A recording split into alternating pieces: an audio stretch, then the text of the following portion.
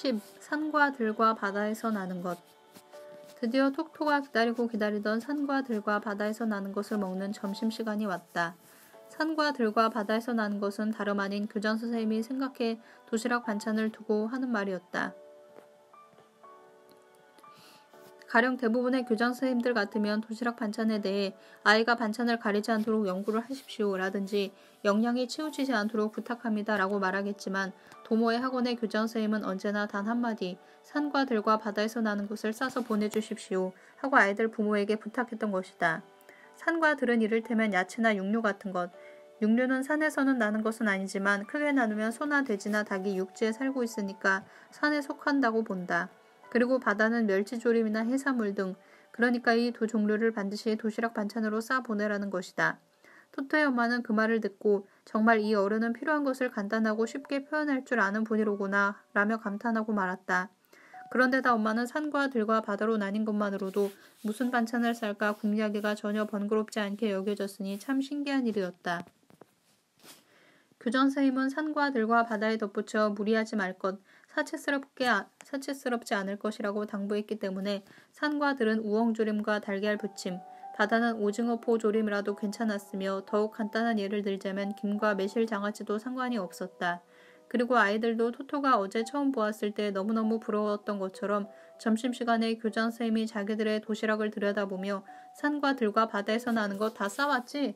라며 한 사람씩 확인해주는 것이 우선 즐거웠고 또 어떤 것이 바다에서 나는 것이고 어떤 것이 산과 들에서 나는 것인지를 발견하는 스릴도 즐기게 되었다. 하지만 때로는 엄마가 바쁘거나 그 밖의 사연으로 손이 미치지 못해 산과 들에서 나는 것만 싸우거나 바다에서 나는 것만 싸우는 아이도 있었다. 그러나 그런 경우에는 아이는 걱정할 필요가 없었다. 왜냐하면 도시락을 들여다보며 도는 교장 선생님 뒤를 하얀 앞치마를 두른 교장 선생님 부인이 양손에 냄비를 하나씩 들고 따라다녔기 때문이다. 그러다 교장 선생님이 어느 한쪽이 모자라는 아이 앞에서 바다라고 하면 사모님은 바다 쪽 냄비에서 어묵조림을 2개 정도 그 아이의 도시락 뚜껑에 올려주었고 교장 선생님이 또 산과 들이라고 하면 산과 들 쪽 냄비에서 감자조림이 불쑥 튀어나오곤 했다. 이런 식이었기 때문에 아이들의 입에서 어묵은 싫다 등의 불평은 들으려야 들을 수 없었다. 또한 누구의 반찬은 좋고 누구의 반찬은 늘 형편없다는 생각도 하지 않았고 단지 산과 들과 바다에서 나는 것이 다 갖추어졌다는 사실이 기뻐서 서로 웃기도 하고 제잘거리기도 하였다. 토토도 이제야 산과 들과 바다에서 나는 것이 무엇인지를 알게 되었다. 그러다 보니 엄마가 오늘 아침에는 도시락을 급하게 싸주었는데 괜찮을까? 하고 약간 걱정이 되었다. 하지만 막상 도시락 뚜껑을 연 토토의 입에서는 우와 하는 탄성이 절로 터져나올 것만 같았다. 한마디로 그것은 너무 멋진 도시락이었다. 노란 달걀말이, 완두콩, 갈색 덴부, 생선살을 으깨서 설탕으로 맛을 내며 볶는 것, 역주, 그리고 달달 볶은 핑크색 명란, 그런 알록달록한 색깔을 한 반찬이 마치 꽃밭처럼 보기 좋게 담겨 있었던 것이다. 교장 선생님은 토토의 도시락을 들여다보며 말했다. 아주 예쁘구나. 토토는 그 말을 듣고 기뻐서 우리 엄마는 반찬을 참 잘 만들어요.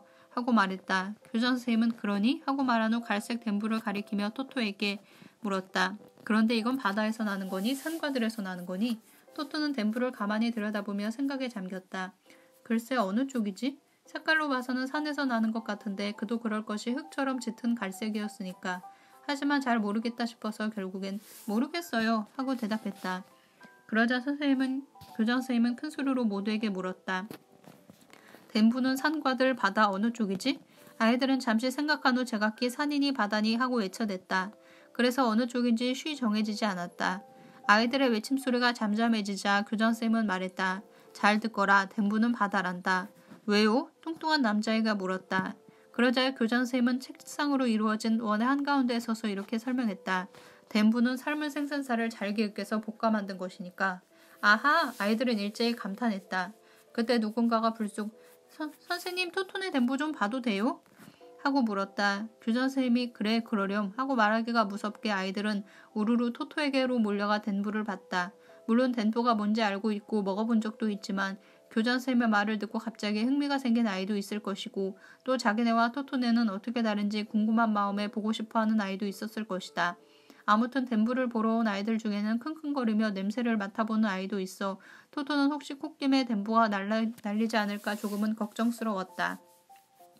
하지만 첫 점심시간은 이토록 가슴이 두근거리고 즐겁고 또 산과 들과 바다에서 나는 것을 생각하는 것이 재미있고 게다가 댄부가 생선이라는 것도 알게 되었고 엄마는 엄마대로 바다에서 나는 것과 산에서 나는 것을 제대로 넣어주었고 토토는 기분이 한없이 좋아졌다.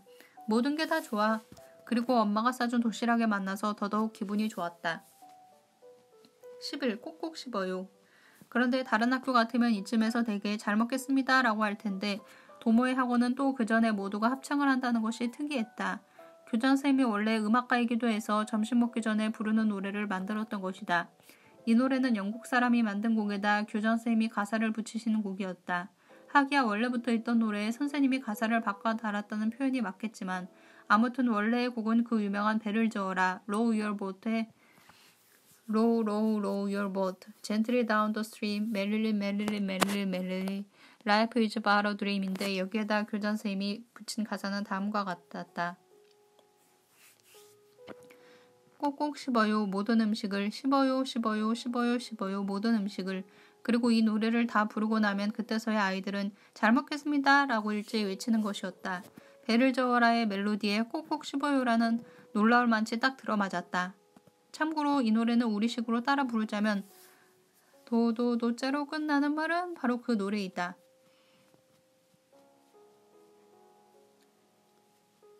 그래서 이 학교 졸업생들은 웬만큼 커서까지도 이 곡은 애초부터 점심을 먹기 전에 부르는 노래로 만든 것이라고 믿을 정도였다. 교장선생님이 당신은 이가 없으셔서 이 노래를 만들었는지도 모르겠지만 실제로 꼭꼭 씹기 위해서이기보다는 여유롭고 즐거운 마음으로 많은 대화를 나누면서 천천히 먹어야 한다는 뜻으로 아이들에게 늘 설명했기 때문에 그 점을 명심하라고 이런 가사가 붙여진 것일지도 몰랐다. 어쨌든 학생들은 큰 소리로 이 노래를 부른 다음 잘 먹겠습니다 라고 외치고 산과 들과 바다에서 나는 것을 먹기 시작했다. 토토도 물론 그랬다. 강당안은 잠시 동안 조용해졌다. 12. 산책. 도시락을 먹은 후 다른 아이들과 교정에서 신나게 뛰어놀던 토토가 전철 교실로 돌아오자 여선생님이 물었다. 여러분 오늘은 아주 열심히 공부를 했어요. 이제 오후에는 뭘 하고 싶어요? 그러니까 내가 하고 싶은 건 토토가 이렇게 채 생각하기도 전에 아이들이 입을 모아 외쳤다. 산책! 그러자 선생님은 좋아요? 그럼 갈까요? 하며 일어섰고 아이들도 전철문을 박차고 나가 신발을 신고 밖으로 뛰어나갔다. 토토는 아빠랑 루키와 함께 산책을 하러 간 적은 있지만 학교에서 산책을 하러 간다니 생소하고 놀라웠다. 하지만 토토 역시도 산책을 아주 좋아하므로 얼른 따라 신발을 신었다. 나중에 저절로 알게 되었지만 동호회에선 선생님이 첫째 시간에 칠판에 써놓은 그날 분량의 학습 내용을 모두가 열심히 해서 오전 중에 다 끝나면 오후에는 대부분 산책을 하였다. 이것은 1학년이든 6학년이든 마찬가지였다. 학교 문을 나서자 9명의 1학년 아이들은 여선생님을 빙 둘러싸고 작은 개울을 따라 걷기 시작했다. 개울 양쪽에서는 바로 얼마 전까지 꽃을 활짝 피웠던 커다란 벚꽃나무가 줄지어 있었다. 그리고 한눈 가득 온통 유채꽃밭이었다. 구온부츠로 산책 가는 거야. 토끼그름 점퍼 스커트를 입은 여자애가 말했다. 이 여자의 이름은 사코였다. 사코는 또 나 얼마 전에 구온부츠 연못 옆에서 뱀 봤다. 구온부츠 절에 있는 낡은 우물 속에는 별똥별이 떨어진대 라는 얘기를 해주었다. 아이들은 제멋대로 종알대며 걸어갔다. 하늘은 푸르고 나비들이 팔랑팔랑 날아다니고 있었다. 10분 정도 걸었을 때 여선생님이 걸음을 멈췄다. 그리고는 노란 유채꽃을 가리키며 이건 유채꽃이란다. 어떻게 꽃이 피는지 아니? 하고 물었다. 그러고 나서 곧 암술과 수술에 대해 설명해 주었다. 아이들은 모두 길가에 쭈그리고 앉은 채 유채꽃을 관찰했다. 선생님은 나비도 꽃이 피는 걸 도와준다고 말했다. 정말 그런지 나비만 유난히 바빠 보였다. 선생님이 다시 걷기 시작하자 아이들도 관찰을 끝내고 그만 일어섰다. 그때 누군가가 다시금 물었다. 그러니까 수술하고 암술하고는 다른 거 맞지? 아마 다를걸. 토토는 이런 생각은 했지만 정확한 것은 잘 몰랐다. 하지만 다른 아이들과 함께 암술과 수술이 어쨌든 모두 중요하다는 것을 잘 알게 되었다. 그 후 10분 정도 더 걷자 울창한 작은 숲이 보였다. 그리고 바로 그곳에 구온부츠 절이 있었다. 경내에 들어서자 아이들은 제각기 관심 있는 쪽으로 와 소리를 지르며 달려갔다. 별똥별이 떨어지는 우물을 보러 가지 않을래? 사코가 말했다. 응, 토토는 좋아하고 대답한 후 사코 뒤를 따라 뛰어갔다. 우물은 돌 같은 것으로 만들어져 있었는데 두 아이의 가슴께 정도의 높이였으며 나무 뚜껑에 덮여 있었다. 둘이서 뚜껑을 열고 아래를 내려다보니 안은 캄캄하고 앞만 자세히 봐도 콘크리트나 돌덩어리 같은 것이 있을 뿐 토토가 상상했던 것처럼 반짝반짝 빛나는 별은 어디에도 없었다. 한참 동안 우물 안으로 머리를 들이밀고 있던 토토는 고개를 들고 사코에게 물었다. 별님 봤어? 한 번도 못 봤어. 사코는 고개를 저으며 말했다. 왜 반짝이지 않는 걸까? 토토는 잠시 생각하다가 갑자기 뭔가 떠오른 듯이 말했다. 별님이 지금 자고 있는 거 아닐까? 사코는 커다란 눈을 더욱 크게 뜨고 말했다. 별님도 잠을 자? 토토는 자신이 없어서 빠른 말투로 말했다. 별님은 있지. 낮에는 자고 밤에 일어나서 빛나는 게 아닐까? 그로부터 아이들은 금강 역사의 배를 보고 웃기도 하고 어슴푸레한 법당 안의 부처님을 좀 무섭다는 생각을 하면서도 들여다보기도 하고 댕구 삼아 얼굴이 붉고 코가 높으며 신통력이 있어 하늘을 자유롭게 날면서 깊은 산속에 산다는 상상의 괴물, 역주. 커다란 발자국이 남아있는 돌에 제 발을 올려놓고 비교해보기도 하고 연못가를 돌다 보트에 타고 있는 사람들에게 안녕하세요 하고 인사를 하기도 하고 묘지 주변에는 검고 반들반들한 기름돌을 빌려 돌차기를 하기도 하며 실컷 놀았다. 특히 이런 일이 처음인 토토는 흥분한 나머지 무슨 발견을 할 때마다 쉴 수 없이 탄성을 질러댔다. 봄 햇살이 조금 기울었다. 자, 이제 돌아갈까요? 선생님이 말했다. 아이들은 다시 유채꽃과 벚나무 사이길을 줄지어 학교로 향했다. 그런데 아이들에게는 마냥 즐겁고 신나는 놀이 시간으로만 여겨지는 이 산책이 실은 귀중한 자연이나 역사, 생물 공부 시간이라는 것을 아이들은 아직 모르고 있었다. 토토는 어느 틈에 아이들과 사이좋은 친구가 되었다. 그전부터 줄곧 같이 지내왔던 것 같은 기분마저 들었다. 그래서 돌아오는 길에 모두에게 큰 소리로 말했다. 내일도 산책하자. 아이들은 캉충캉충 뛰며 대답했다. 그래? 나비들은 아직도 분주하게 날아다녔고 새들은 가까이에서 또 멀리서 제재거렸다. 토토의 가슴은 이루 말할 수 없는 행복감에 벅찼다.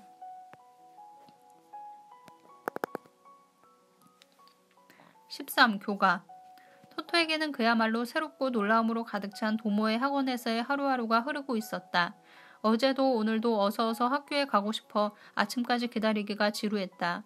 그리고 학교에서 돌아오면 로키를 비롯하여 엄마와 아빠에게 오늘 학교에서 무엇을 했는데 얼마나 재미있더라는 둥, 또 오늘 무엇 때문에 깜짝 놀랐다는 둥 제잘거리느라 기다리다 지친 엄마가 얘기는 좀 이따 하고 간식이나 먹거라 하는 말을 하기 전까지는 도무지 얘기를 멈추지 않았다.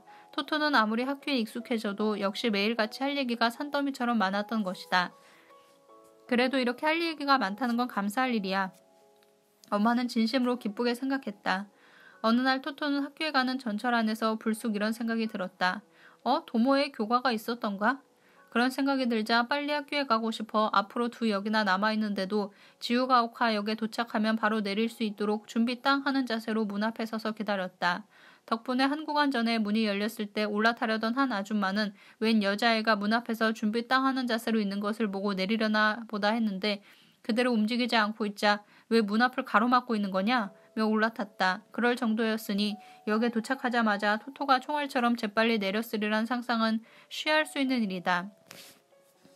젊은 남자 차장의 멋진 포즈로 아직 완전히 멈추지 않은 전철에서 한쪽 발을 플랫폼에 디디고 내리면서 자, 지우가오카 내리실 분은? 하고 말할 때 이미 토토의 모습은 개찰구에서 보이지 않았던 것이다. 학교에 도착하여 전철 교실에 들어가자 토토는 당장 먼저 와있던 타이에게 물었다. 얘 타이, 이 학교에 교가 있니? 과학을 좋아하는 타이는 아주 신중한 목소리로 대답했다. 없을 걸 아마. 그래? 토토는 약간 뽐내는 듯한 목소리로 있는 것도 좋을 것 같은데 전에 다니던 학교에는 아주 멋진 교가가 있었거든. 라고 말한 후 큰 소리로 노래를 부르기 시작했다.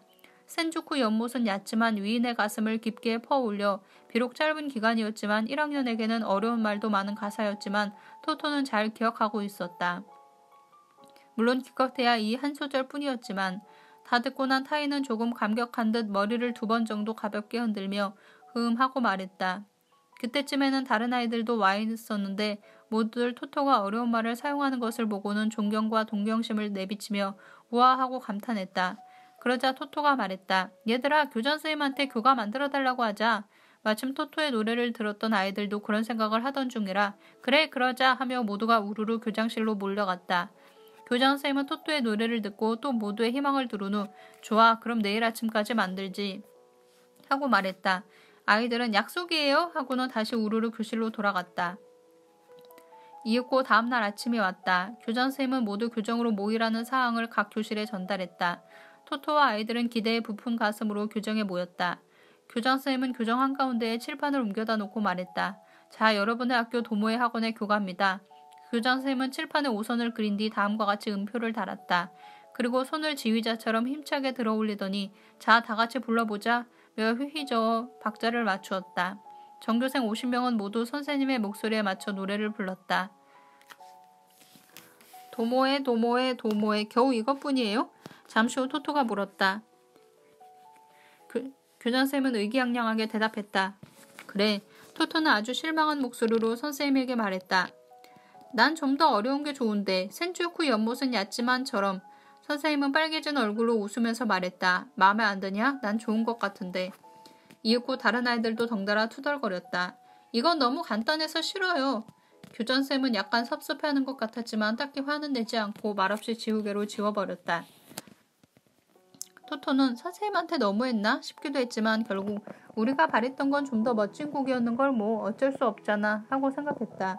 사실은 이렇게 간단하면서도 학교를 그리고 학생들을 사랑하는 교장선생님의 마음이 담겨있는 교과도 없었는데 아이들로서는 아직 그런 것을 알 리가 없었다. 어쨌든 시간이 지나 아이들도 교과에 대해선 잊어버렸고 선생님도 필요 없다고 생각했는지 지우개로 지워버린 이후 끝내 도모의 학원에는 교과라는 게 없었다.